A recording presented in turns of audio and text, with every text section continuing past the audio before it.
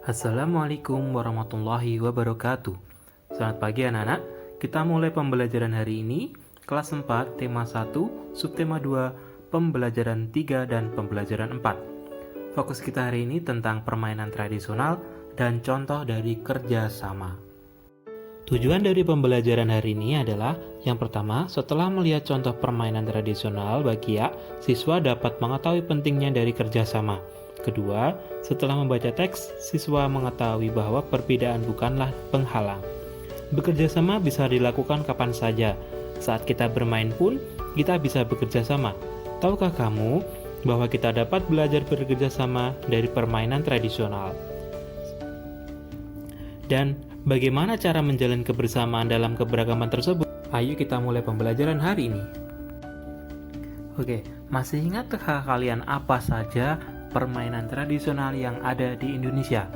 Seperti yang sudah saya jelaskan di materi yang kemarin, ada peta umpet, ada gobak sodor, ada lompat tali, dan masih banyak lagi.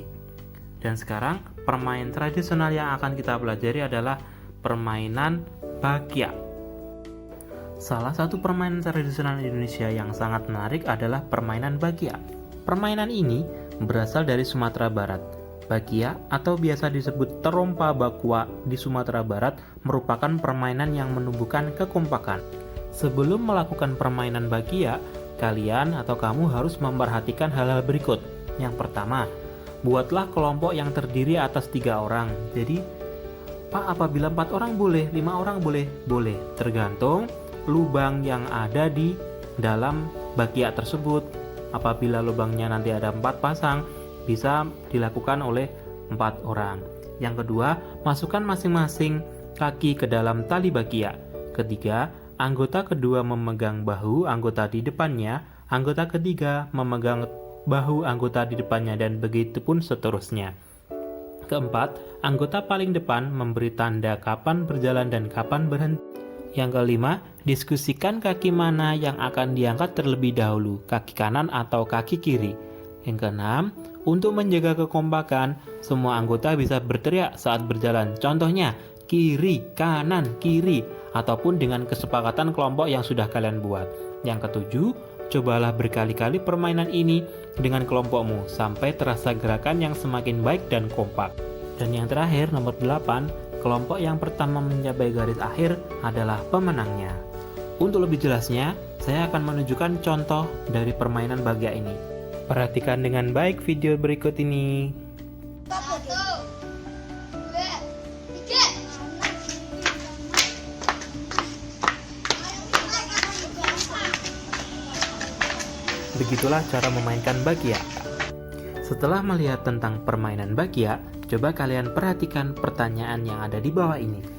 Yang pertama, hal utama yang penting dalam permainan tadi adalah kerja sama tim atau kerja sendiri? Ya, benar sekali, kerja sama tim. Lalu pertanyaan yang kedua, apa kesulitan dalam melakukan permainan tersebut? Harus kompak atau menunjukkan kekuatan diri sendiri? Yang mana kira-kira? Harus kompak. Ya, benar sekali.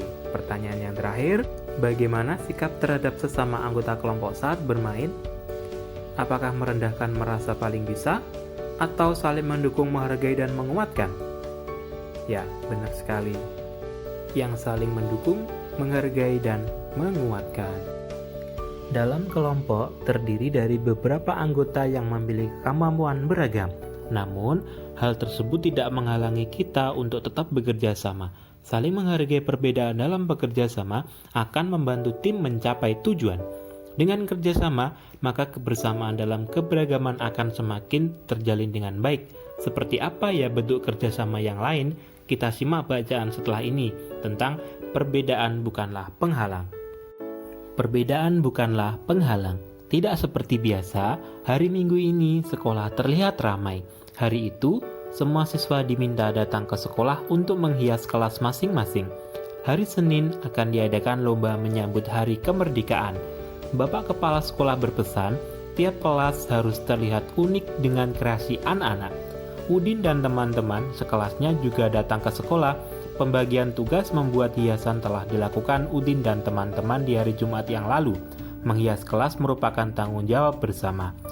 Pagi-pagi, hampir semua siswa di kelas Udin sudah hadir.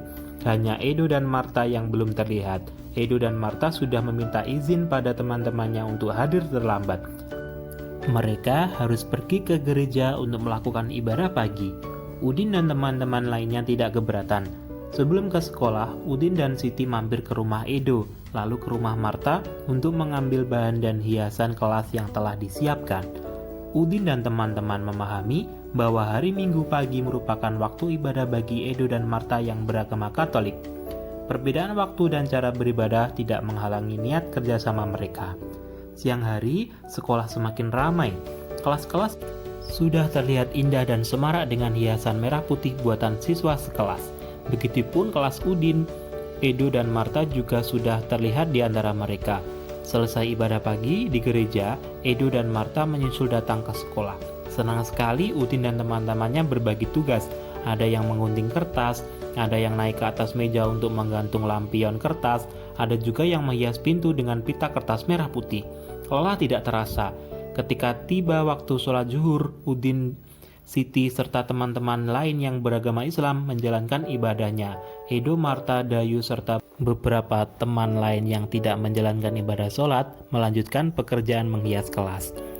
Menjelang sore, pekerjaan sudah selesai. Kelas Udin sudah terlihat semarak. Walaupun berbeda-beda, bekerja sama selalu menyenangkan. Perbedaan tidak menjadi penghalang untuk bekerja sama. Dari bacaan tersebut terlihat bahwa ada beberapa perbedaan di antara mereka.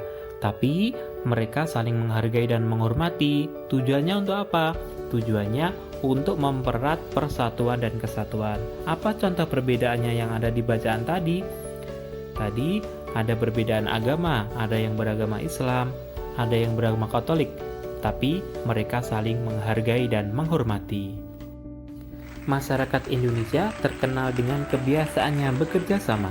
Berikut adalah contoh-contoh kerjasama yang biasanya dilakukan dalam masyarakat. Yang pertama, ada ronda malam. Yang kedua, ada kerja bakti. Yang ketiga, ada gotong royong.